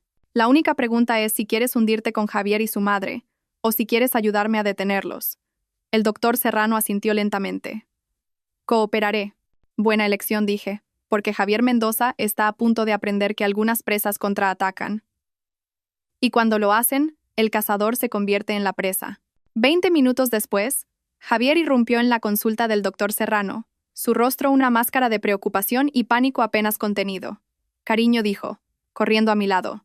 El doctor Serrano me llamó. Dijo que estabas teniendo algún tipo de episodio. Lo miré con ojos grandes y asustados, dejando que las lágrimas corrieran por mi rostro. Javier, tengo tanto miedo. Creo que alguien está intentando hacerme daño. ¿Qué quieres decir?, preguntó Javier, arrodillándose junto a mi silla y tomando mis manos entre las suyas. Las pastillas, susurré. Creo que alguien me ha cambiado las pastillas. El doctor Serrano, creo que me ha estado mintiendo. Los ojos de Javier se dirigieron al doctor Serrano, que estaba sentado detrás de su escritorio con una expresión apropiadamente preocupada. Ha estado haciendo acusaciones paranoicas, dijo el doctor Serrano, afirmando que su medicación ha sido manipulada, que he estado conspirando contra ella. Estoy muy preocupado por su estado mental. No es paranoia si es verdad, dije, mi voz elevándose con aparente histeria. Alguien me ha estado haciendo por gaslighting, haciéndome pensar que estoy loca. Pero no estoy loca, Javier. No lo estoy. Claro que no estás loca, dijo Javier de forma tranquilizadora, aunque pude ver la satisfacción en sus ojos. Esto era exactamente lo que quería oír. La confirmación de que estaba perdiendo el control de la realidad. ¿Pero y si lo estoy?, pregunté, agarrando su camisa desesperadamente. ¿Y si realmente estoy perdiendo la cabeza? ¿Y si ya no puedo confiar en mis propios pensamientos? Oye, mírame, dijo Javier, ahuecando mi cara entre sus manos. No estás perdiendo la cabeza, solo estás enferma, y vamos a hacer que te mejores. Te lo prometo. ¿Pero y si no puedes?, susurré. ¿Y si empeoro tanto que hago algo terrible? Los ojos de Javier se agudizaron con interés. ¿Qué tipo de algo terrible? No lo sé, dije, sacudiendo la cabeza frenéticamente. A veces tengo estos pensamientos oscuros sobre hacerme daño. ¿Y si ya no puedo controlarlos? Eso no va a pasar, dijo Javier con firmeza. No dejaré que pase. Voy a cuidar de ti. Pero ¿y si no puedes vigilarme todo el tiempo? Pregunté. ¿Y si tengo un episodio cuando no estás? ¿Y si yo? Dejé la frase en el aire, como si el pensamiento fuera demasiado terrible para completarlo. Javier y el doctor Serrano intercambiaron una mirada significativa, y supe que ambos estaban pensando lo mismo, que mi supuesta ideación suicida haría que mi eventual accidente fuera mucho más creíble. Creo, dijo el doctor Serrano con cuidado, que Isabel podría beneficiarse de un enfoque de tratamiento más intensivo, quizás un centro residencial donde pueda ser monitoreada las 24 horas. No, dije rápidamente, con el pánico inundando mi voz. No, por favor, no quiero que me encierren, solo quiero ir a casa con Javier. Claro que puedes venir a casa conmigo, dijo Javier, acariciando mi pelo. Yo cuidaré de ti. Me aseguraré de que estés a salvo. ¿Lo prometes? Pregunté, mirándolo con una confianza desesperada. Lo prometo, dijo Javier. Nunca dejaré que te pase nada. Otra mentira, pronunciada con perfecta sinceridad, pero esta vez yo era la que ponía la trampa. Mientras Javier me ayudaba a salir de la consulta del doctor Serrano, crucé la mirada con el doctor una última vez. Parecía aterrorizado, que era exactamente como debía parecer, porque su papel en este retorcido juego estaba lejos de terminar. En el coche, Javier fue solícito y atento, preguntándome cómo me sentía, si necesitaba algo, si quería parar a comer. El prometido preocupado perfecto, interpretando su papel a la perfección. Siento haberte asustado, dije en voz baja. Sé que he estado actuando de forma extraña últimamente. No tienes que disculparte, dijo Javier. No puedes evitar estar enferma. Pero, ¿y si no mejoro? Pregunté. ¿Y si la medicación no funciona? ¿Y si sigo empeorando ¿Hasta qué? Hasta que haga algo de lo que ambos nos arrepintamos, susurré. Javier extendió la mano y apretó la mía. Eso no va a pasar. No lo permitiré. Eres tan bueno conmigo, dije. No te merezco. Sí que me mereces, dijo Javier. Te mereces todo el amor del mundo.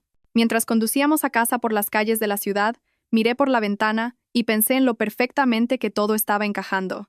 Javier pensaba que estaba ganando, que su plan avanzaba exactamente como había esperado. No tenía ni idea de que cada palabra que había pronunciado, cada gesto que había hecho, había sido grabado y documentado. El micrófono que llevaba había capturado todo.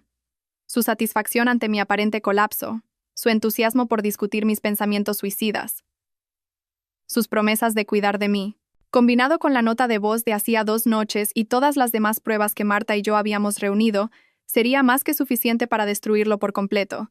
Pero aún no había terminado. Javier quería jugar a largo plazo. Bien. Le daría exactamente lo que creía que quería, hasta el momento en que revelara que el juego había cambiado y que él ya no era el que tenía el control. 3 semanas hasta nuestra boda. 3 semanas para que Javier cavara su propia tumba aún más profundamente. Y luego, en lo que se suponía que sería el día más feliz de mi vida, Javier Mendoza aprendería lo que se siente al ver cómo todo su mundo se derrumba a su alrededor. El cazador estaba a punto de convertirse en la presa, y yo iba a disfrutar cada momento de su destrucción. Las 2 semanas siguientes transcurrieron en una danza de engaño cuidadosamente orquestada. Interpreté mi papel a la perfección. La prometida cada vez más inestable, cuya salud mental se deterioraba rápidamente a medida que se acercaba nuestra boda. Javier, mientras tanto, intensificó su manipulación, volviéndose más controlador y posesivo con cada día que pasaba. Insistía en acompañarme a todas partes, alegando que estaba preocupado por mis episodios. Se hizo cargo de toda la planificación de la boda, tomando decisiones sin consultarme, y luego actuando dolido cuando parecía confundida o molesta por los cambios. Incluso me convenció para que le diera un poder notarial, por si acaso pasaba algo durante uno de mis supuestos colapsos. Por supuesto, Marta había preparado documentos falsos que no le daban a Javier absolutamente nada, mientras que parecían dárselo todo, pero Javier no lo sabía. En lo que a él respectaba, ahora tenía el control legal completo sobre mi vida y mis finanzas. Odio que tengamos que hacer esto, dijo mientras yo firmaba los papeles fraudulentos, su voz cargada de falso pesar, pero el doctor Serrano cree que es importante tener salvaguardias. Lo entiendo, dije, mi mano temblando mientras escribía mi nombre. Solo intentas protegerme. Siempre, dijo Javier besando mi coronilla. Siempre te protegeré. La ironía era tan espesa que podía saborearla. Mientras tanto, Marta había estado ocupada construyendo nuestro caso. Se había puesto en contacto con las familias de las víctimas anteriores de Carmen Mendoza, reuniendo pruebas del patrón de manipulación y asesinato que se había prolongado durante décadas. También había estado trabajando con investigadores federales que estaban muy interesados en lo que parecía ser una conspiración interestatal que involucraba fraude médico y múltiples homicidios. Tenemos pruebas suficientes para encerrar tanto a Javier como a su madre de por vida, me dijo Marta durante una de nuestras reuniones secretas. Pero quiero pillarlos en el acto. Quiero que se incriminen a sí mismos tan a fondo que no haya posibilidad de escape. ¿Cómo hacemos eso? Les damos exactamente lo que quieren, dijo Marta con una sonrisa fría. Les dejamos pensar que su plan está funcionando a la perfección, hasta el momento en que hacemos saltar la trampa. La trampa era elegante en su simplicidad. El día de nuestra boda, Javier finalmente tendría acceso legal a mi herencia. Según la nota de voz que había grabado, él y su madre planeaban escenificar mi accidente durante nuestra luna de miel en Italia. Pero nunca llegarían tan lejos, porque a nuestra boda asistirían unos invitados muy especiales. Agentes de la Policía Nacional haciéndose pasar por amigos y familiares, todos equipados con dispositivos de grabación y listos para documentar la confesión de Javier cuando creyera que finalmente había ganado. La clave, explicó Marta, es hacer que Javier se sienta tan confiado, tan seguro de su victoria, que baje la guardia por completo. Necesitamos que lo admita todo en una grabación, frente a testigos, sin posibilidad de afirmar que fue sacado de contexto. ¿Y cómo hacemos eso? Haciéndole creer que ya estás muerta. El plan era audaz y peligroso, pero también era perfecto. El día de nuestra boda, simularía un colapso dramático durante la ceremonia. Me llevarían de urgencia al hospital, donde un médico que Marta había reclutado me declararía muerta por un aparente intento de suicidio. Javier estaría devastado, por supuesto, pero también secretamente triunfante. Su plan había funcionado incluso mejor de lo esperado. Y entonces, cuando pensara que estaba a salvo, cuando creyera que se había salido con la suya, revelaríamos que estaba muy viva y que cada palabra que había pronunciado había sido grabada. Es arriesgado, advirtió Marta. Si Javier sospecha algo, si se da cuenta de que es una trampa, no lo hará, dije con confianza. La arrogancia de Javier es su debilidad.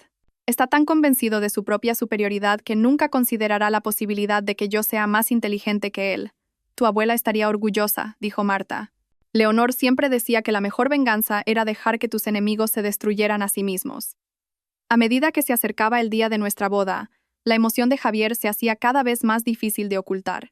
Prácticamente vibraba de anticipación, probablemente contando las horas hasta poder reclamar su premio. Incluso había empezado a ser más afectuoso, como si estuviera celebrando por adelantado. No puedo creer que nos casemos mañana, dijo la noche antes de nuestra boda, acercándome a él mientras estábamos en la cama. Parece un sueño. El mejor sueño, asentí, acurrucándome contra su pecho. Te quiero tanto, Javier. No puedo imaginar mi vida sin ti. Nunca tendrás que hacerlo, dijo, acariciando mi pelo. Vamos a estar juntos para siempre. Para siempre. Si supiera lo corto que iba a ser para siempre. La mañana de nuestra boda amaneció brillante y clara, con el tipo de clima perfecto propio de los cuentos de hadas. Me paré en la ventana de la suite nupcial, mirando los jardines donde tendría lugar nuestra ceremonia en solo unas horas. Estás preciosa, dijo Sofía, mi dama de honor y una de las pocas amigas de verdad que me quedaban después de la campaña de aislamiento sistemático de Javier. También era una de las pocas personas que sabía la verdad sobre lo que realmente iba a pasar hoy. Gracias, dije, girándome para mirarme en el espejo de cuerpo entero. El vestido era impresionante, una creación fluida de seda y encaje que había costado más de lo que la mayoría de la gente gana en un año. Javier había insistido en la opción más cara, probablemente porque sabía que sería él quien finalmente lo pagaría con mi propio dinero. ¿Estás lista para esto?, preguntó Sofía en voz baja. Llevo semanas lista, dije. Javier no tiene ni idea de lo que se le viene encima, bien dijo Sofía con fiereza. Ese cabrón se merece todo lo que le va a pasar. Mientras terminaban de peinarme y maquillarme, pensé en todas las mujeres que no habían tenido tanta suerte como yo. Las víctimas anteriores del plan de Javier y Carmen, que habían confiado en las personas equivocadas y lo habían pagado con sus vidas. Hoy no se trataba solo de mi venganza, se trataba de justicia para todas ellas. Es la hora, anunció la organizadora de la boda, apareciendo en el umbral con una sonrisa brillante. El novio está esperando. Respiré hondo y cogí mi ramo, rosas blancas y paniculata, elegidas por Javier sin ninguna aportación por mi parte. En unas horas, esas mismas flores estarían en mi supuesto lecho de muerte. La ceremonia se celebraba en el jardín de un exclusivo club de campo, con unos 100 invitados. La mayoría eran amigos y colegas de Javier, personas que servirían como testigos de su actuación perfecta como el viudo afligido. Pero dispersos entre la multitud estaban los agentes de Marta, cuidadosamente colocados, grabando todo y esperando su señal. Mientras caminaba hacia el altar del brazo de mi tío, mi único familiar restante, vi a Carmen Mendoza sentada en la primera fila. Vestía un elegante azul marino, su pelo plateado perfectamente peinado, sus ojos fríos observándome con lo que parecía satisfacción. Pensaba que estaba viendo a un cordero caminar hacia el matadero. No tenía ni idea de que estaba viendo a un depredador acechar a su presa. Javier estaba de pie en el altar, devastadoramente guapo con su esmoquín negro, su rostro radiante con lo que cualquiera interpretaría como amor y alegría. Pero yo podía ver el cálculo detrás de sus ojos, la emoción apenas contenida de un hombre que creía que estaba a punto de reclamar el premio final. «Estás increíble», susurró cuando llegué a su lado. «Gracias», susurré de vuelta. «No puedo esperar a ser tu esposa». La ceremonia comenzó con toda la pompa y circunstancia tradicional. El oficiante habló de amor y compromiso, del vínculo sagrado del matrimonio, de dos almas que se convierten en una. La ironía era casi insoportable. Estábamos rodeados de símbolos de amor eterno, mientras Javier planeaba mi asesinato. «Javier Mendoza, aceptas a Isabel Valverde como tu legítima esposa, para tenerla y cuidarla, en la salud y en la enfermedad, en la riqueza y en la pobreza, hasta que la muerte os separe?»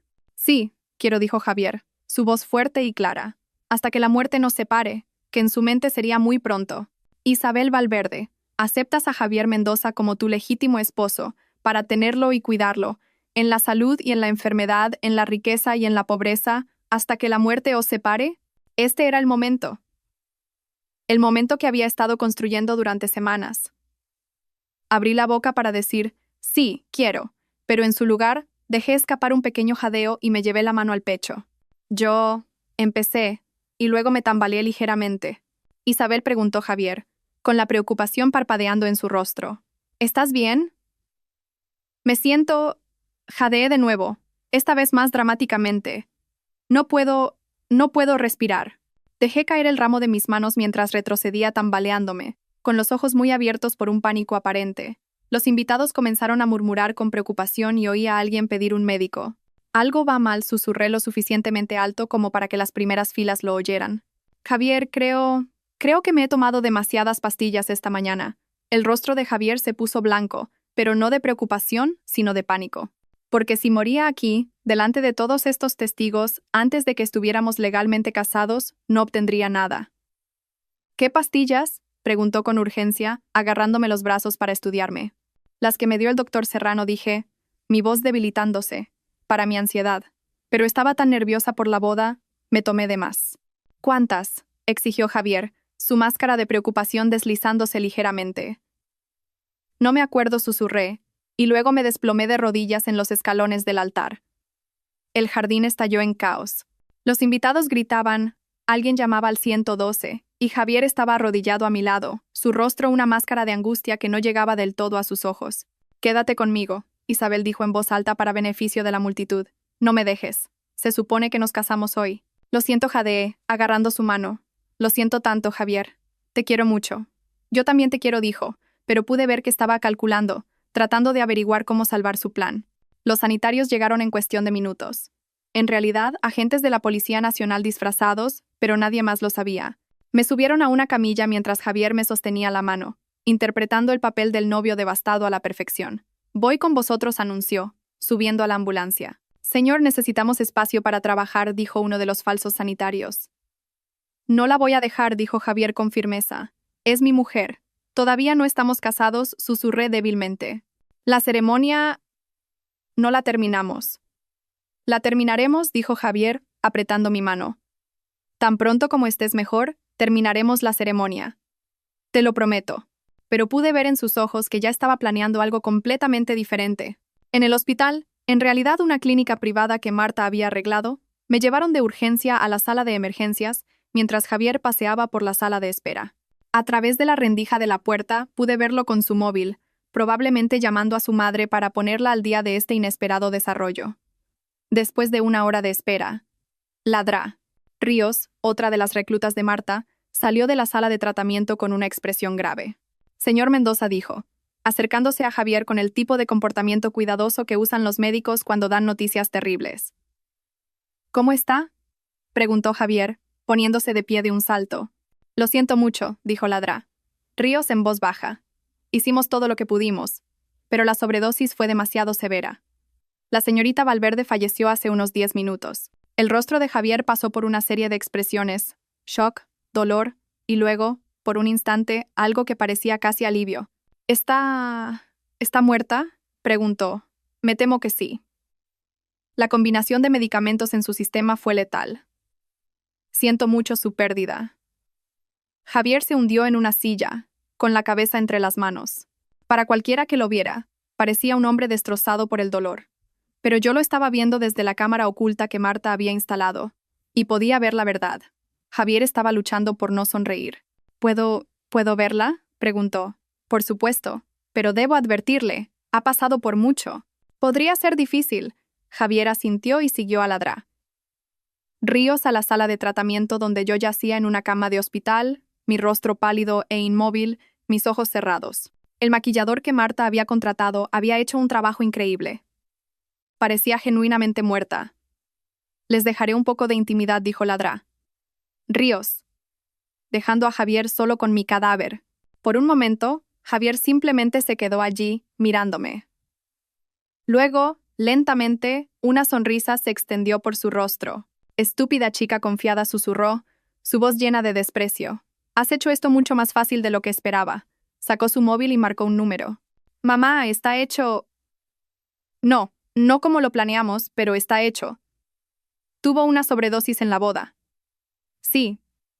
Está muerta. Lo sé, pero esto podría ser incluso mejor. Sin sospechas, sin investigación. ¿Qué? No, aún no estábamos legalmente casados. Pero tengo el poder notarial.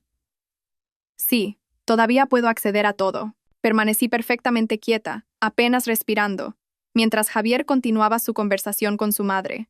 Cada palabra estaba siendo grabada por los dispositivos ocultos por toda la habitación. El funeral será en unos días, continuó Javier. Interpretaré al prometido afligido, quizás incluso de un conmovedor discurso sobre cuánto la quería. Luego podemos empezar a liquidar sus activos. ¿Qué? Claro que estoy seguro de que está muerta. La estoy mirando ahora mismo. Javier terminó la llamada y se acercó a mi cama.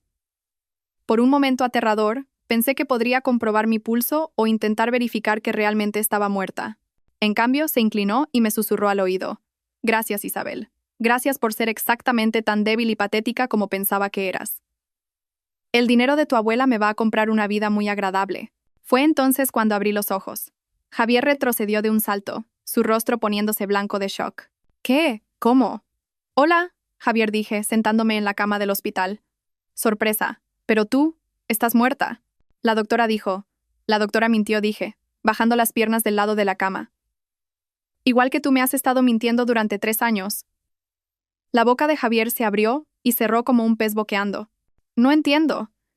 Claro que no entiendes, dije, levantándome y alisando mi vestido de novia. Nunca me entendiste en absoluto. Pensabas que era débil, rota, fácil de manipular. Pensabas que podías destruir mi mente y robar mi herencia, y que nunca contraatacaría. Isabel, no sé qué crees que has oído, pero... Lo oí todo, interrumpí. Igual que oí la nota de voz que me enviaste accidentalmente hace 3 semanas. Esa en la que le contabas a tu madre todo sobre tu plan para matarme por mi dinero. El rostro de Javier pasó del blanco al gris. Tú, lo sabías. Lo he sabido durante semanas, dije. Cada conversación que hemos tenido, cada momento tierno, cada mentira que me has contado, he sabido exactamente lo que estabas haciendo. Pero las pastillas, el colapso, el intento de suicidio, todo falso, dije. Igual que tu amor por mí. Igual que todo sobre ti. Javier miró a su alrededor frenéticamente, como si buscara una vía de escape. No puedes probar nada. Es tu palabra contra la mía. En realidad, dije, sacando un pequeño dispositivo de grabación de mi sujetador, puedo probarlo todo. Esta conversación, la nota de voz, tu conspiración médica con el doctor Serrano, todo ha sido grabado. Eso es ilegal, tartamudeó Javier. También lo es el intento de asesinato, repliqué. Y el fraude médico. Y la conspiración para cometer homicidio. La puerta se abrió y Marta entró, seguida por 2 agentes de la Policía Nacional. Javier Mendoza, dijo uno de los agentes, Queda detenido por conspiración para cometer asesinato, fraude médico e intento de homicidio. Mientras los agentes le leían a Javier sus derechos y le esposaban las manos a la espalda, él me miró con una mezcla de rabia e incredulidad. Tú, gruñó. Tú, manipuladora, mentirosa. Aprendí del mejor, dije tranquilamente.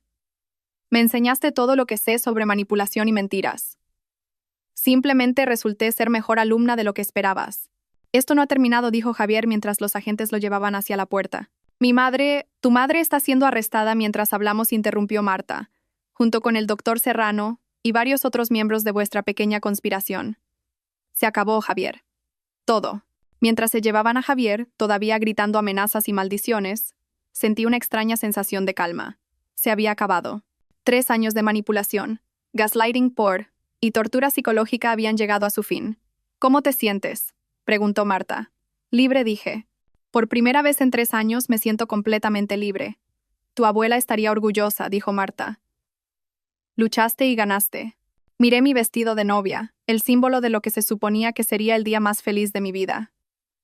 En cambio, se había convertido en el día en que recuperé mi poder y destruí al hombre que intentó destruirme. ¿Qué pasa ahora?, pregunté. Ahora, dijo Marta con una sonrisa, puedes vivir tu vida en tus propios términos. Sin más manipulación, sin más mentiras, sin más miedo. Solo tú, tu herencia y el futuro que elijas construir. Mientras salía de la falsa habitación de hospital, todavía con mi vestido de novia pero ya no siendo una víctima, pensé en las últimas palabras de Javier.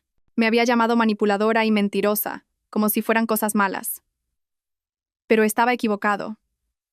A veces la manipulación es solo otra palabra para estrategia. A veces, las mentiras son solo otra forma de protección. Y a veces, la única manera de derrotar a un depredador es convirtiéndose en un depredador mejor. Javier Mendoza había intentado jugar con mi vida, pensando que tenía todas las cartas. Pero había cometido un error crucial. Había subestimado a su oponente. Y ahora iba a pasar el resto de su vida pagando por ese error. 6 meses después, me senté en la tribuna de un tribunal federal, observando cómo Javier Mendoza era sentenciado a cadena perpetua sin posibilidad de libertad condicional. Las pruebas en su contra habían sido abrumadoras. La nota de voz, las conversaciones grabadas, el testimonio del doctor Serrano, quien había llegado a un acuerdo a cambio de su cooperación, y el patrón de crímenes similares que involucraban a su madre. Carmen Mendoza había recibido la misma sentencia. Su carrera de décadas como viuda negra finalmente había llegado a su fin. Al doctor Serrano le cayeron 15 años por su papel en la conspiración, y varios otros cómplices se enfrentaban a diversas acusaciones. Javier parecía mayor de sus 35 años mientras estaba de pie ante el juez, su rostro una vez apuesto, ahora demacrado y hueco. Cuando se leyó la sentencia, se giró para escanear la tribuna, sus ojos encontrando los míos a través de la concurrida sala del tribunal. Por un momento, nos miramos, el depredador y la presa que había invertido los papeles. Luego, el rostro de Javier se torció de rabia y articuló una sola palabra: puta. Sonreí y articulé de vuelta: ganadora. Mientras los alguaciles se llevaban a Javier esposado, sentí que la pieza final de mi sanación encajaba en su lugar. El hombre que había intentado destruirme se había ido para siempre, y yo era libre de construir la vida que eligiera. Fuera del juzgado, Marta me esperaba con una botella de cava. ¿Cómo te sientes?, preguntó mientras caminábamos hacia su coche. Como si se hubiera hecho justicia, dije. Por fin. Tu abuela estaría muy orgullosa, dijo Marta. Leonor siempre decía que las mujeres Valverde éramos supervivientes, que no solo aguantábamos, sino que conquistábamos. Tenía razón, dije, pensando en la fundación que había creado con mi herencia, una organización dedicada a ayudar a víctimas de abuso doméstico y manipulación psicológica. Javier pensó que estaba destruyendo a una mujer débil. En cambio, creó a alguien mucho más fuerte. ¿Qué es lo próximo para ti?, preguntó Marta. Miré hacia el cielo azul y despejado, sintiendo el calor del sol en mi rostro. Por primera vez en años, el futuro se extendía ante mí como un camino abierto, lleno de posibilidades que podía elegir por mí misma. Todo, dije. Absolutamente todo. Mientras nos alejábamos del juzgado, pensé en la mujer que había sido hacía 3 años. Ingenua, confiada, desesperada por ser amada. Esa mujer había desaparecido, reemplazada por alguien más dura, más inteligente e infinitamente más peligrosa para aquellos que pudieran intentar aprovecharse de ella. Javier Mendoza se había propuesto destruir a Isabel Valverde y robar su herencia. En cambio, había creado a su propia némesis. Una mujer que entendía que a veces la única manera de sobrevivir en un mundo lleno de depredadores era convirtiéndose en el depredador alfa. El juego había terminado, y yo había ganado. Pero lo más importante, había aprendido que era capaz de ganar, y ese conocimiento me serviría bien por el resto de mi vida. Javier había querido enseñarme sobre manipulación y control. Misión cumplida. Había aprendido esas lecciones mejor de lo que él jamás imaginó. La alumna se había convertido en la maestra, y el maestro estaba ahora exactamente donde pertenecía, en una jaula, para siempre.